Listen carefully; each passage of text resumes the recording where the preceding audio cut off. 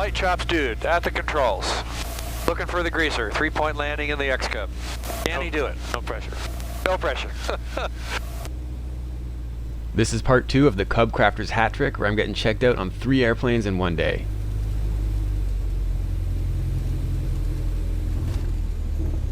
Okay, twice in a row. Not bad. That means it's not a fluke. But they weren't all that easy. Okay, now you're going to get to practice a crosswind landing. Okay. That rudder in. I got it.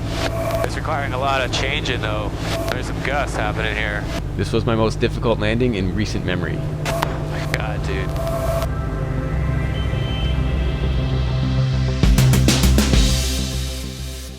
Well, Steve, we did it. We did it. 3 planes. Quite a mission. You might be the only person in North America, maybe the world, that has literally flown a CarbonCub SS, FX, and an XCub right in a row like that. Good job. Boy, you're picking it up pretty good here. Thank you. Well, you're definitely helping. You're a great instructor because you're not on it too much, but you definitely give me all the tips when I need them, and you let me fix things. I've only touched the controls once in all 3 flights. Very cool. Just that minor brake stab there. Now, apologize for the conditions. The video will show we had some pretty challenging situations there too. Yeah, it's getting a little beat up here. Yep. Conditions changed since last time. Yeah, we got a really good crosswind. Oh man. The wind switched all the way around. You're going to have a wind 30 degrees off your right-hand nose this time. I'm glad you took chill yesterday. Yeah. I mean, it was total butter. She's a trooper, but this would have been not as much fun for her. Yeah, no question. In part 1, my wife Jill got to go for a ride. Oh, wow, I love it. And then we did air work on all 3 planes. So what I thought we'd do is let's fly a pretty simple mission here that's the same each time. That way Okay. you can really hone in on the differences of the airplanes and stuff like that. Stall characteristics, you know, find out what it's like when you stall. We'll do the same thing with all 3. So this second part will only be focusing on landings. We're starting at a nice grass strip, although the wind wasn't quite as friendly. Do several landings so you can kind of feel the difference. We don't want to push out of your comfort zone. I jump in so many different airplanes right now, I'm not even sure what my comfort zone is. That's why I like flying with somebody who knows the airplane so they can keep an eye on me. I worked really hard to edit this one concisely. We're jamming 3 checkout on type flights into one episode. So right now, I don't know, what would your Super Cub be with these power settings? 90? 95 maybe? Yeah. There's people making custom machines that do nothing but enter the stall competition. And they have to fly to the airport at 75 miles an hour. Right. You know, we're cruising along at 110, 115 now, and that's indicated airspeed. So I think for as Cubs go, this is a pretty well-rounded airplane. Oh yeah. And let's just jump in the pattern. Do some 3-pointers, do some wheel landings. 1 or 2 of the landings, let's make sure we do some slips, some Yep. big slips. Yep. Because the XCub slips very differently than the CarbonCub. I want you to experience that. Cool. Repeat with the next airplane, repeat with the next airplane. So we're going to enter left traffic on this little grass strip called Buena. And as you're going to slow down like you do in your Super Cub. I wouldn't bring the first notch of flaps in until you're about 70, 75. There's a little bit less pitch up. Okay. And then just fly your about 60 miles an hour on base. And let's fly down short final at 50, okay? Okay.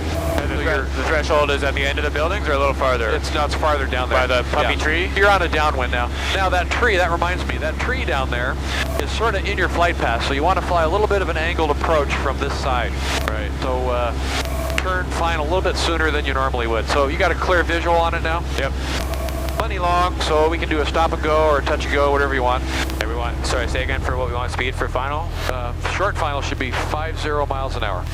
Yeah, I'm kind of crowding a little bit here, but I'll just get her in. Get your 3rd notch in and start watching the airspeed there. Okay, you're still plenty fast. Start slowing it down. Pitch up. Pitch is airspeed, throttle's altitude. And it's very sensitive. Take a deep breath, relaxed, fingertips on all the controls. Tippy toes and fingertips. Looks good. A little fast now. Yeah. Yeah, we're a lot fast. Okay, plenty of room. Looking good. Round it out. Hold it off. Nose up. Nose up. Don't let the mains touch. Oh yeah, we're going for 3-pointer, right? Yep. Did I do it or was Stick back. that? Stick back. That's good. Bring the stick back. Keep flying it. A little bit of brake gently and slow it down. Let's talk about takeoff technique. You're learned in a Super Cub, and from talking before, it sounds like you're used to the conventional raise the tail and take off.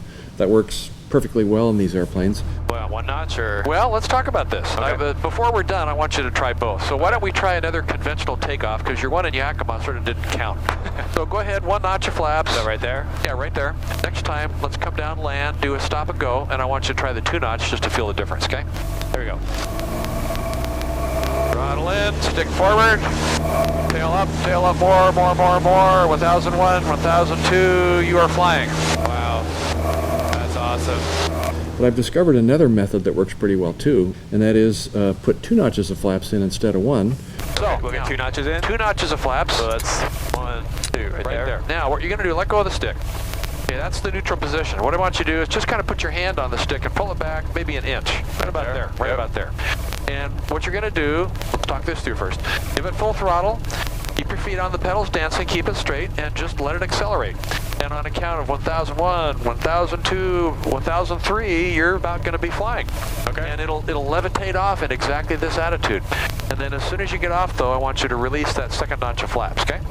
Release that 2nd notch of flap pretty quick because it's going to want to nose up, and then just climb out normally. No panic, just as we start climbing, it's going to want to pitch up on you more than it did with 1 notch of flaps. Roger. Okay, There we go. fire when ready. 1001, 1002, 1003, we're flying.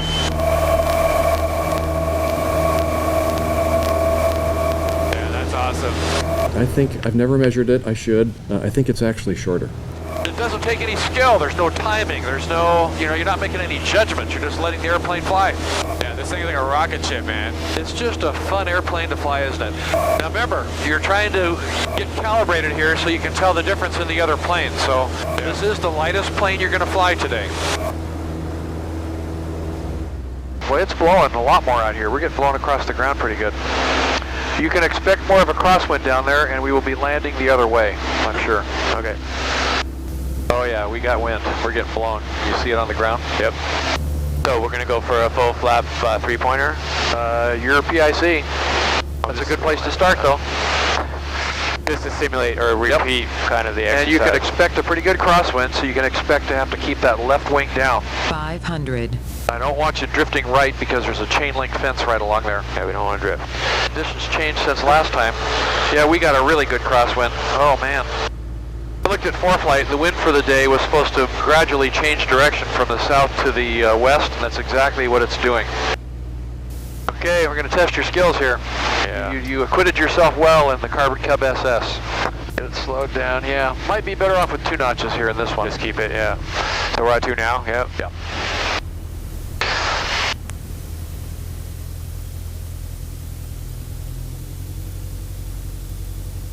Yeah, I'm past the trees, so I'm going to straighten out. Okay, keep that wing down though.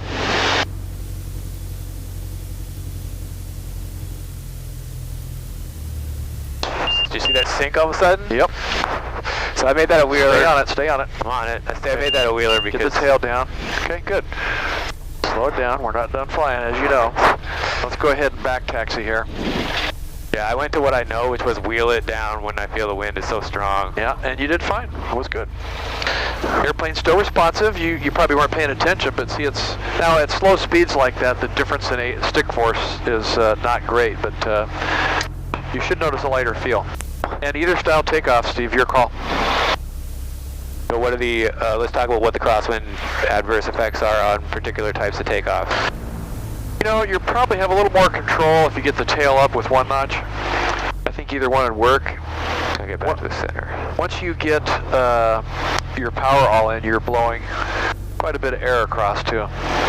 Okay, well let's do 1 notch then, I guess. Yeah, let's start with the basics. Looking at that. 1 notch, raise the tail, just make sure you got plenty of stick. Okay, here we go. And let it start flying, yep. Full throttle. Left stick, probably right rudder. Bring the tail up. Okay. You're flying.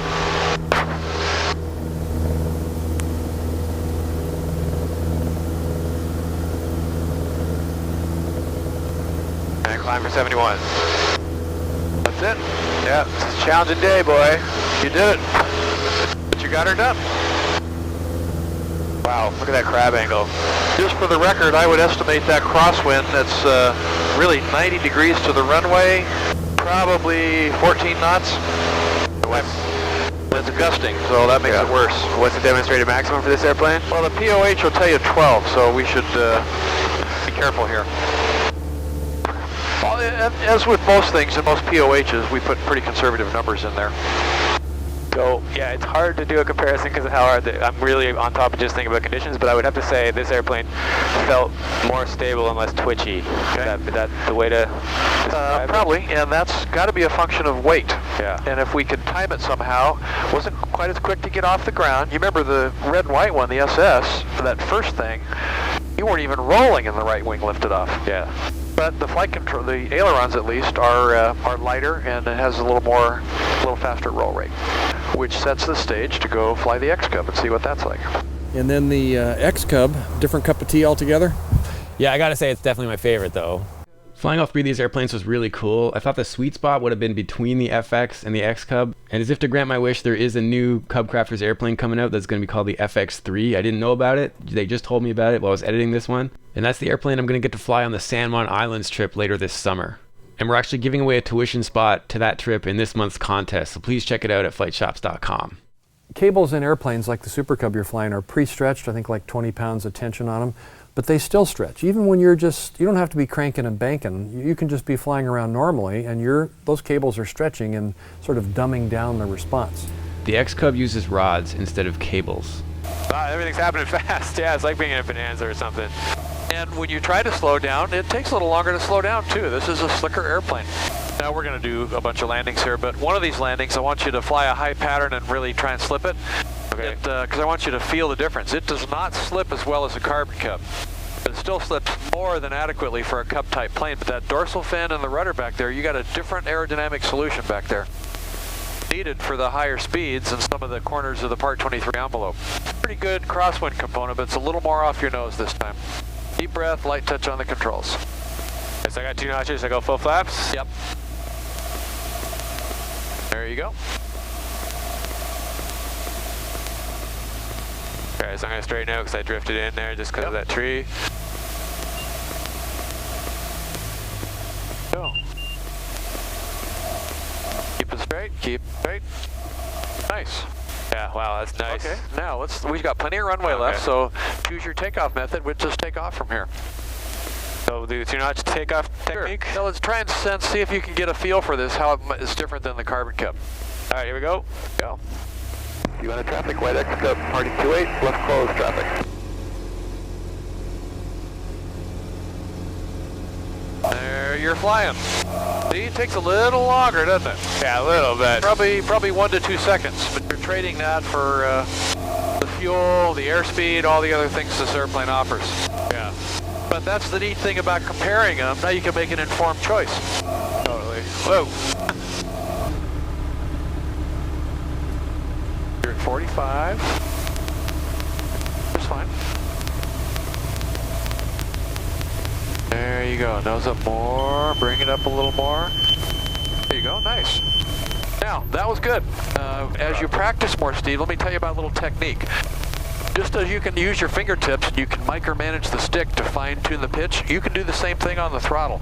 And oftentimes when you get up in a 3-point attitude, let's say you got stalled at a 3-point attitude 2 feet off the ground. At a pitch. Perfectly safe landing, no problem there. But if you just kiss the throttle a tiny bit with your hand, you'll cushion yourself. And it's super sensitive. The control you get with this plane and micromanaging the flare is unbelievable. No restriction on slipping, any 3 notches of flaps, just fine. Okay. And I found, for the aviation nerds out there, a fully developed slip, 3 notches of flaps, I can come down about 1,100 feet a minute. Nice steep descent, perfect excuse for a slip. Just keep your left wing down and crank on it. Stand on the rudder, all the way down. This is what Cubs do. Beautiful, we're going to get right to the threshold. That's crazy. Not crazy, that's Cub flying. Nice. Beautiful, little right wing down, push it sideways, perfect. Nice. Yeah. Tail wasn't quite down, you needed about another 2 degrees of pitch, but very nicely done. What are you going to do this time? Really? Okay.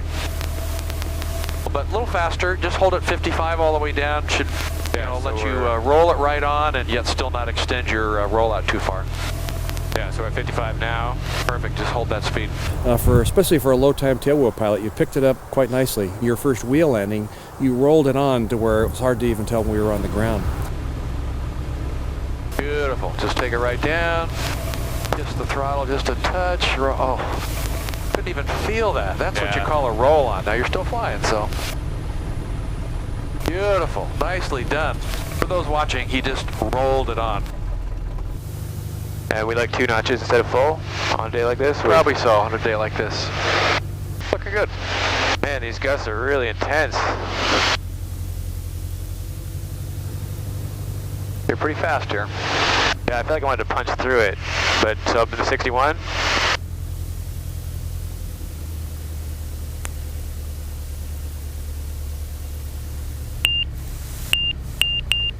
Keep it straight, keep it straight. Good. Keep it straight.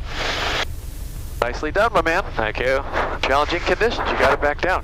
Now, you were saying I was too fast on final when I was at 65. Was I, or was I faster than that? That's pretty fast. Okay. And what happens is when you get low then, you have 500. more time in that vulnerable window when you're bleeding off airspeed. So I should try aiming more for like 55? 55, yeah. It seems so slow in a crosswind like that, but yeah, this airplane is just different than what I'm used to, eh? Yep. Just capable of it. This airplane here, even though it's heavier than the SS, this is still lighter than the Super Cub you've been flying. That's right. Okay, there's 55. And back to 65. Yeah, I'm too fast again. You're pretty high. I'm imagining the slip is going to get me down though, right? Probably. Yeah, okay. Because last time I had to have power, and I don't like doing that. Feels like you're cheating. Okay, past the tree, you're going to straighten out. There you go. And there's my speed, 55. Looking good. Stay with it. Don't let that left wing up, buddy. There you go. Trying to stay on the left side of the runway, if anything. Alright, that wasn't at one point the left wing up, which I don't love, but Stay with it. Remember, it's a tail wheel. You're not done flying until you're completely stopped. so that crosswind didn't feel nearly as scary or bumpy or gusty. I guess it's partly because the wind's getting better and this airplane is more stable. It is both. Yeah, it's so both. everything is kind of. I mean, we have better conditions now, so we're cheating in that sense. Well, in a way, we made it harder for me because the less stable airplanes we flew in the harder conditions, right? True. Yep. I'll do a slip on this one. Sure. Crank it on over. Let's see what it'll do. Are you all the way in on your rudder? Yep. See, it's not as much of a slip, is it? Not as much, but it's not bad. I mean, we're still coming down a lot better than you could in any other Exactly. Cessna or something. Yeah, so it's just a more slippery airplane, so it's harder to... Well, yeah, the dorsal fin that we need for stability at higher speeds is actually compromising our slip a bit.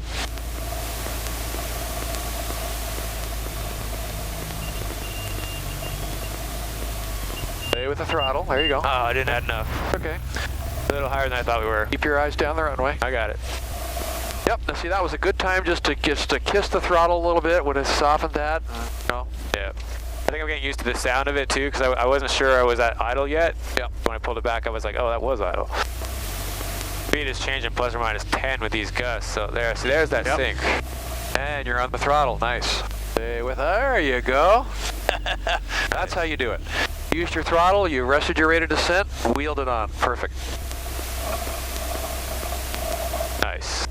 We're good to go? Okay, we're going to do a 2-notch tail low method on this one. Or are you going to switch to a 1-notch? Either way. That's 2 right there. Yeah, so let's do that then. You on a traffic, white XCub, departing 28, left close traffic.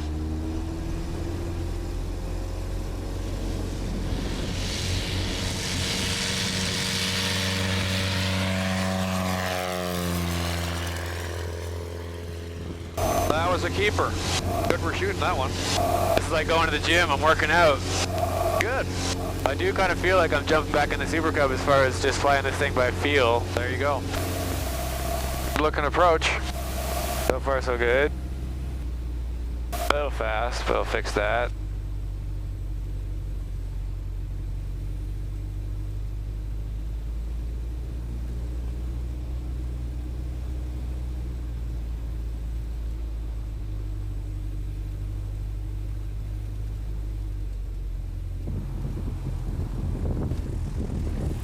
Okay, keep it straight. Twice in a row. Not bad. That means it's not a fluke. Good job. Boy, you're picking it up pretty good here. Overall, I have to say you did well. I do a lot of demo flights with a huge variety of people. But the true test is pavement landing, and that's what I had to do last, getting the plane back home. Because you're going to do a three-pointer, you can afford, get the airspeed down, at or below 50 for sure, okay? Yeah, it's so hard to do that. It just feels so wrong, but it's what the airplane can do, right? Yeah. Well, when you were stalling it up there, how fast were you going? I know, right? It's insane. Completely insane. Like nothing. No airspeed, basically. Crazy. Yakima wind 280 at 18. Don't over focus on getting short here, but We're hovering. okay. Well, 50 miles an hour. Just hover it right on down. There's nobody in front of you, nobody behind you. I feel like I'm landing a helicopter here. Gets you a chance to. Boy, we are kind of hovering, aren't we? Yep. Speed's perfect. This 50, Yeah. you can take it right down to almost the flare. And steepen it up a bit. Bring the power back a little bit. We don't have our full flaps yet. Yeah. Go ahead. Go. There we go. Power back a little. Go. Don't get the nose up too high. Just keep it right there.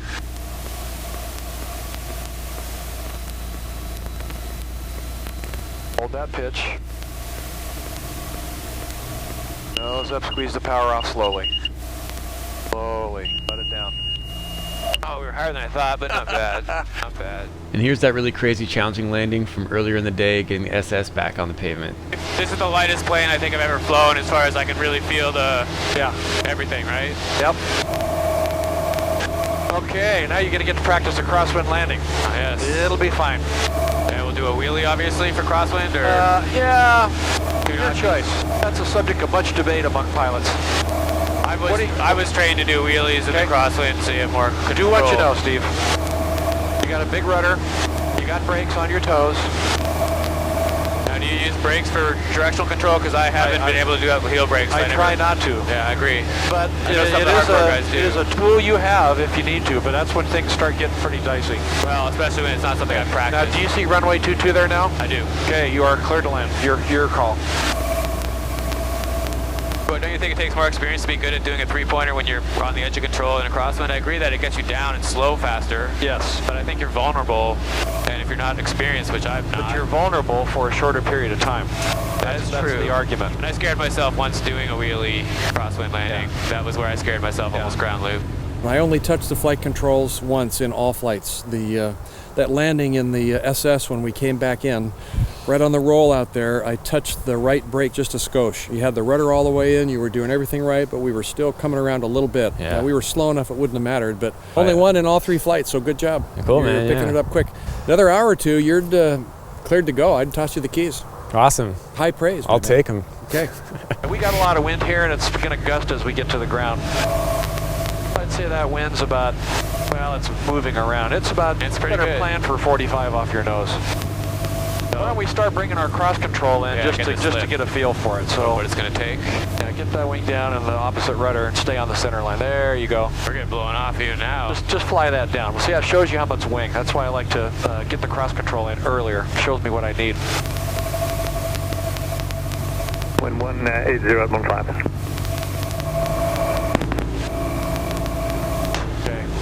That rudder in. I got it. It's requiring a lot of changing though. There's some gusts happening here. Slow it down. Okay. Go ahead and land it. Oh my god, dude. Wow, that gust completely changed on me. There we go. Stabilize. Wing in. I got it. Full. Yep. Casey, I want the brake there. Okay, good. Yep, I actually touched the brake. That was pretty much one of my most challenging landings in recent memory.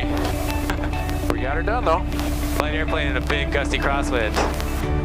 So I hope you enjoyed this one. It was a rare case where I thought going over 20 minutes was worth it. And thanks to Patreon supporters who support me while I edit these things, all 3 raw uncut flights from this are available to supporters. And of course, thanks to sponsors, we've got lots to give away each month. Please visit flightshops.com to play the contest and join the mailing list.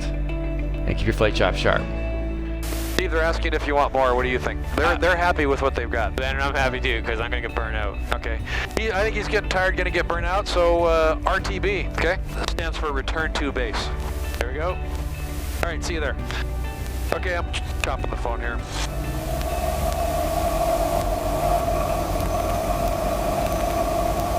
I'm not even looking out the window. I'm messing with my phone. That's how much I trust you there, my man. Awesome.